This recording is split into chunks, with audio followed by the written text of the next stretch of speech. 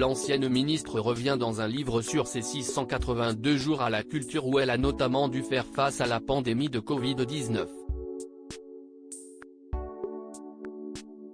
Elle y dévoile d'étonnantes anecdotes. Désormais chroniqueuse sur BFM Télévision et sociétaire dans l'émission de Laurent Ruquier sur RTL, Les Grosses Têtes, Roselyne Bachelot fait aujourd'hui l'objet d'une tournée médiatique en raison de la sortie de son nouveau livre, baptisé sobrement 682 jours. Il s'agit en fait du nombre de jours où l'ancienne femme politique est restée à la tête du ministère de la Culture. 682 jours qui n'ont pas été de tout repos pour la ministre de la Culture d'abord, puisqu'elle a notamment dû travailler en pleine pandémie de Covid-19, où elle a essuyé de nombreuses critiques, n'hésitant pas à y répondre directement.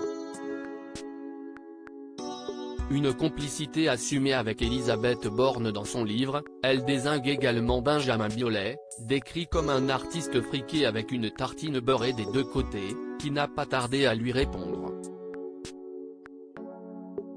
Mais Roselyne Bachelot raconte aussi longuement la manière dont elle a géré sa contamination avec le virus, alors qu'elle a été brièvement admise à l'hôpital.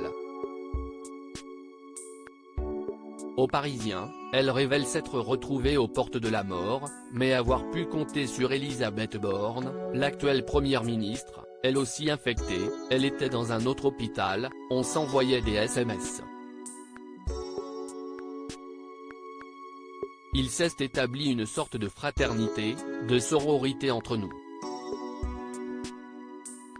Un ministre ne peut pas se dire qu'il est fatigué alors qu'il l'est. Il faut armer ses forces physiques et psychologiques, parce qu'on ne peut pas se plaindre.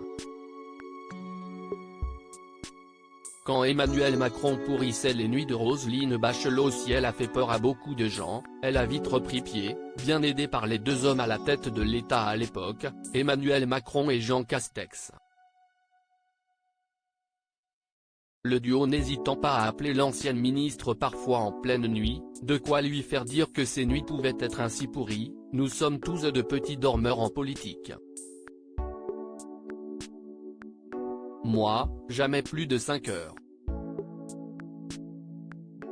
Mais Emmanuel, à 2 heures du matin, il est debout. Pas reconduite à son poste lors du second quinquennat du président de la République, Roselyne Bachelot est revenue aux affaires à la télévision et à la radio.